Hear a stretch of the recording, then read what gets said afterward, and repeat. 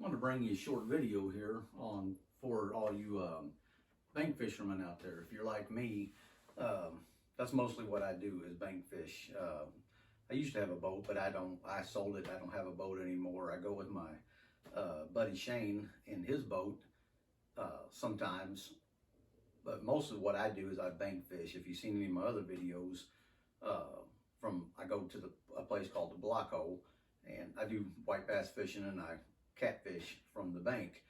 And before, a lot of times it would be you have to carry a tackle box, have to carry your poles and your catfish rods and my bait caster and my spin cast there. And it just got to where you was carrying too much stuff. So I couldn't never take live bait unless I like live fish, unless I bring another bucket or something, which I never did do because it's just too much stuff to carry. So I just kind of got to thinking on how I could do this without having to carry a ton of stuff. So I got a 5-gallon bucket here, and this is called a Plano bucket topper is what this is called here,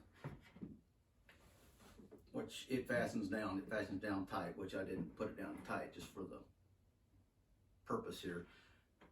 But it's got 2 compartments on each side, and like this side here, I've got all of my catfishing stuff. I've got got my circle hooks, I got my weights. I actually even have some snagging hooks in here for when the Asian carp and stuff is up there. I can snag some of them and use them for cut bait. And they also have the tray comes out, and then you can carry a lot of other stuff in here, which I've got shoes, I've got a knife, I got a couple other little jigs, and the trays just fit right back down in there. They snap down. And then on the other side,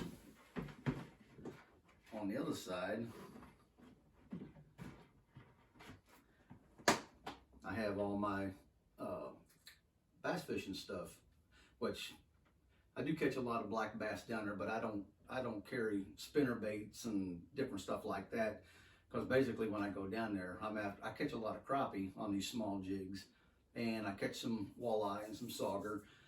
But I'm basically after the white bass. If I catch a few black bass, it's legal limit. I'll keep a few of them. But basically what I carry is these little white pearl sassy shads. I always use like a 1/4 ounce jig head. I got a ton of them in here. And I always carry, those are hooked together, some little shad wraps and some small crankbaits. And that's basically all I take. And this has got this comes out, and I've got a bunch more baits down in here, a couple different things, and a little bit of shad scent I can put on my bait if I want to. And they are pretty deep. I mean, they're deep as this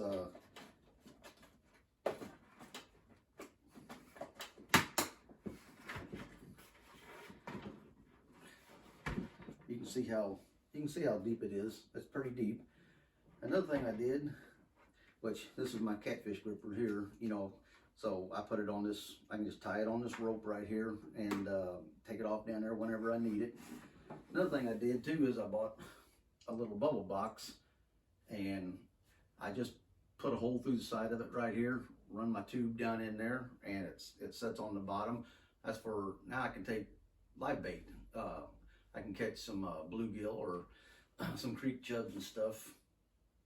The day before, the evening before, put them in here, keep them alive. I can take them down there and use live bait, for catching, hopefully catch flathead and stuff, which that's something I never really did down there, is catch flathead. I caught a few small ones on cut bait, but nothing big. If you look back on some of my videos, when we was trot lining down there, I think we caught some flathead. I think we caught 1 or 2, I can't remember. But we was using live bait then, and we took Shane's boat, which that's his video. But yeah, I just wanted to bring this to you and show you that this and my rods is all I carry now, which I did make a couple, I'll pull them out of there, but you can see those cheap green T-posts, the light ones, and I put some PVC on them because it's sand down there. I can take them down there if I want to and put them in the sand and put my catfish rods in, but most of the time I don't even do that. There's mostly big rocks down there I can put one up against and just anchor it down. But as far as this goes here, I just cut a little slit in this lip right here and just slid it down